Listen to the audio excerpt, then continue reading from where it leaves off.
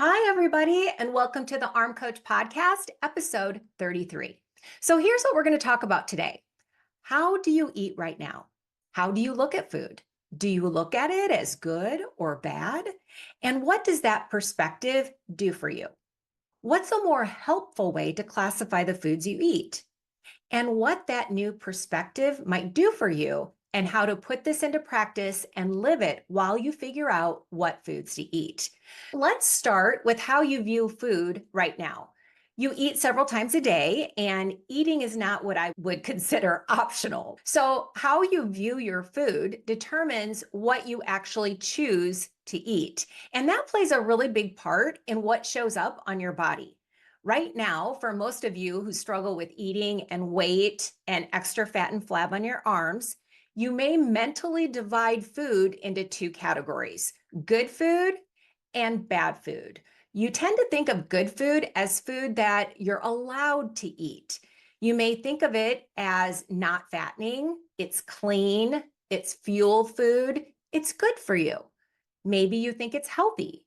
And most importantly, it's what you were allowed to eat.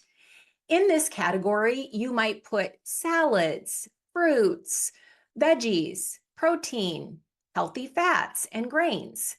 Now, this is not my classification. This is just how most people think of food. Now, on the other hand, food that you think of as bad food is food that you tend to classify as fattening. Maybe you think of junk food in that category, or unhealthy treat food, or definitely forbidden things that you consider forbidden for you. And in this category, some examples of what you might put in there would be desserts, baked goods, ice cream, fast food, candy. Again, this is not my definition, just how most of you think of food. If this is how you think about different foods when you're trying to figure out what to eat, there are the internal conversations that you have with yourself that maybe you're not even aware of why you think of food this way or where it came from. But we all have these internal definitions, these opinions about different foods. They come from your childhood. And then they're modified by what you read and learn about in your culture. Maybe your parents soothed you or rewarded you with special treat foods. Most likely not veggies or tuna salad, right? Maybe you have memories of being upset about something and getting a special ice cream treat from your parent. Or maybe your early teachers rewarded you for having the right answer. I was truly amazed when my kids were in elementary school how often the teachers used candy to reward answering a question correctly. I remember thinking that it was a little like dog training. Now, of course, living in the world that we live in today, you are surrounded by advertising for all kinds of food, mostly the packaged processed kind. Not too many commercials out there for asparagus, right? And now, if you're a reader or you watch the latest news shows, you're constantly hearing new opinions and new research results about what foods are considered good and what foods you should stay away from. Needless to say, it's confusing because it changes so much. No wonder so many of us would love someone to just tell us what to eat. From all these different sources, you've developed your own system to classify foods: what's good and what's not so good for you. You divide food into good, bad, allowed or forbidden, fuel or treat, healthy or unhealthy, and so on. Well, here's what happens to most of us. When you have such a strong division in your mind about how you look at food, because if you see food as good or bad, then when you eat it, you too see yourself as either good or bad. You not only develop this really skewed version of food, but you also start looking at yourself as good or bad, depending on what you ate. How many times have you said to yourself, "Oh, I'm so bad. I just ate a whole bag of chips."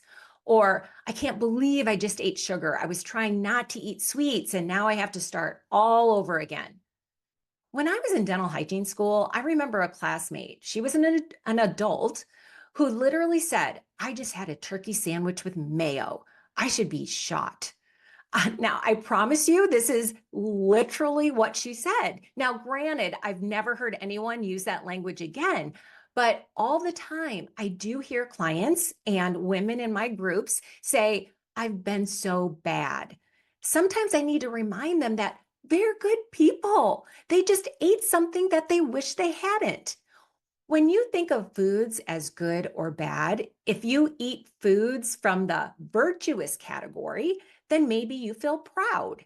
You feel very in control, very confident about your abilities based on your very admirable control with food. On the other hand, when you're dealing with foods from the forbidden category, you leave yourself with two choices on how to see yourself. Number one, if you do give in and eat those foods in the forbidden category, then you are also bad by association. And number two, if you don't give in and eat these forbidden foods, then you are deprived. You just can't win. So maybe you start your day off by eating according to your plan, most likely something from the good food category. You're feeling great about yourself. But then, since you're viewing foods so black and white and trying to be good, you probably will have a slip and eat something from the bad food category. Suddenly, you hate yourself. You're no longer happy and proud and peaceful. But this isn't because of who you are.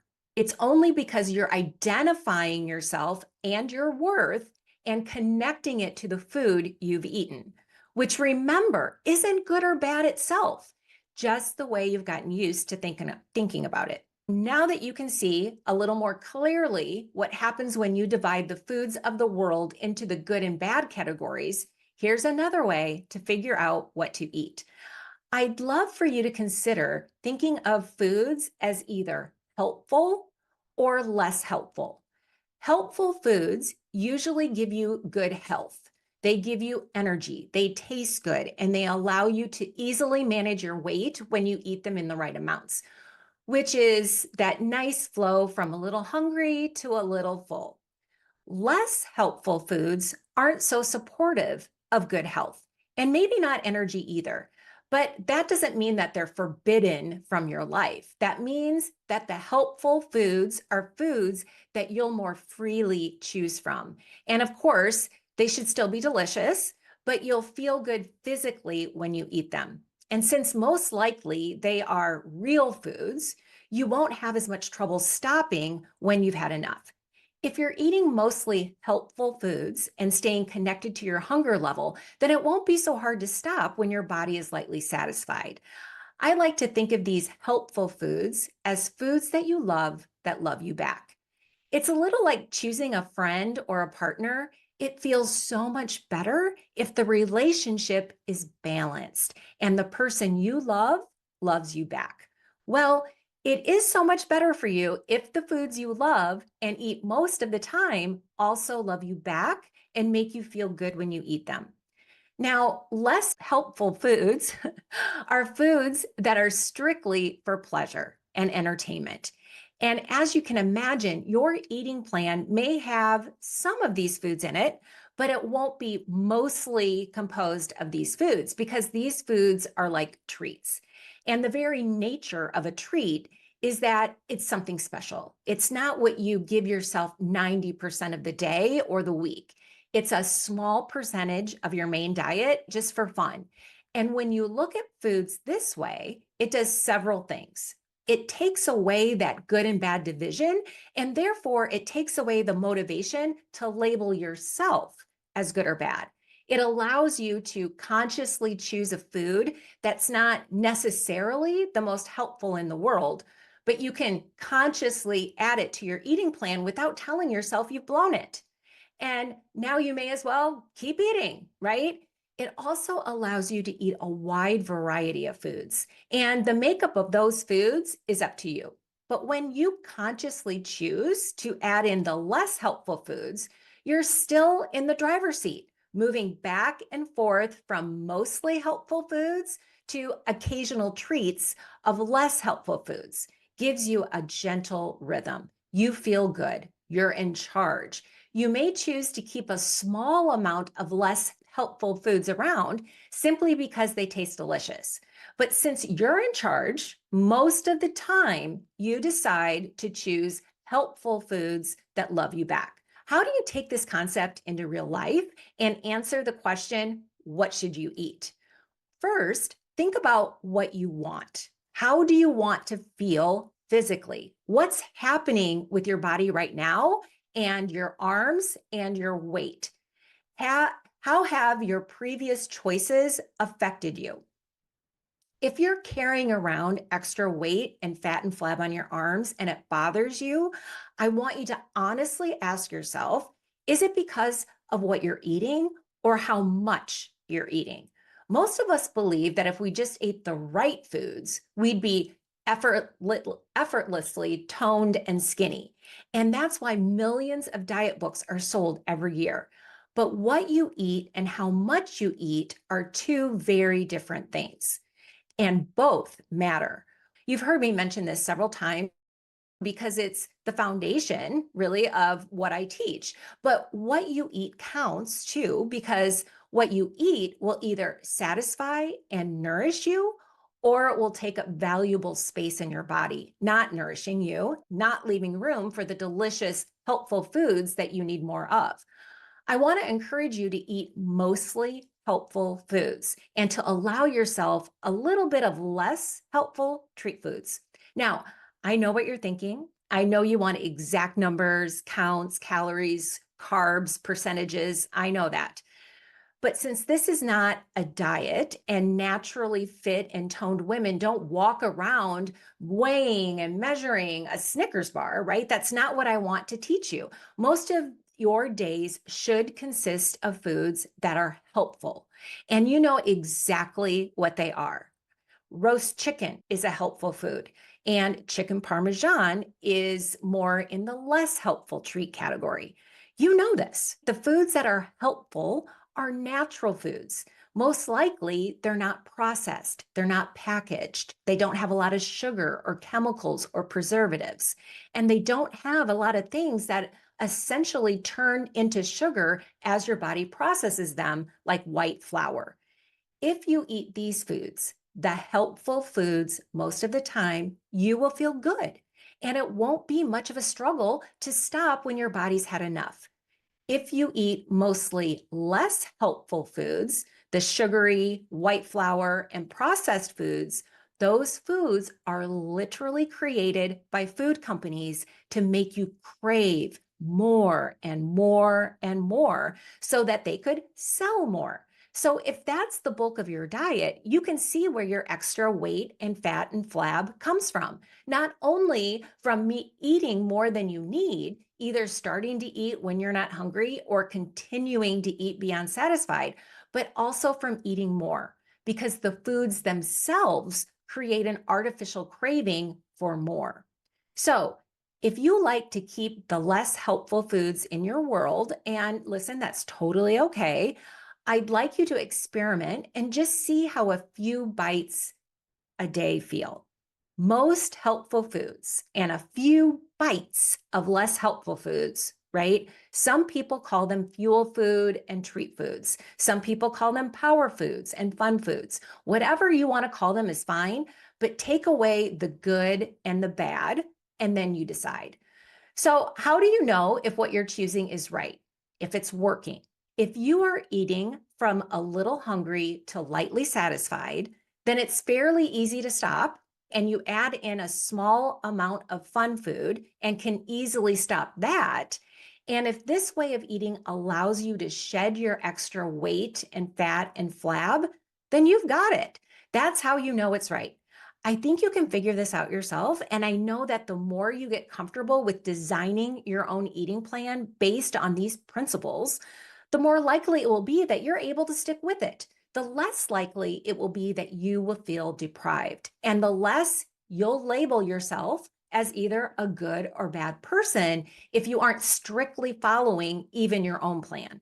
If you go over one day and you eat more food than your body needs, just get back up and get right on track right away. Same day, not the next day, not Monday, not the first of the month, and not after the new year. when you plan your food, which I hope you're taking the time to do, plan in what kind of treat you'll give yourself and when, and put it into your eating plan. Then there's no guilt because you're in charge.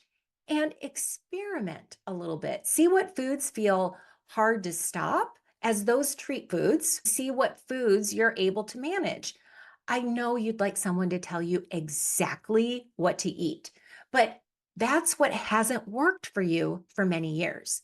What I hear from my clients is that they've tried and failed so many diets that the first time they truly experience the confidence from success comes when they create their own eating plan. That is what I'd like you to do, okay? And let me know how it's going. I'll post my email in the comments. Thank you guys so much for joining me today. I'm truly happy to share what I know with you, and I'm happy that you're enjoying it.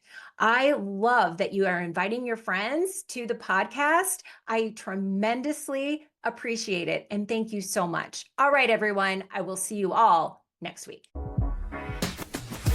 Hey, before you go, if this episode or any of the other episodes on this podcast have helped you in any way, please leave a 5-star rating and review. Your review will help us find and have maximum impact on as many women as possible. While you're there, hit the subscribe button so we can continue on this journey to sculpted arms together.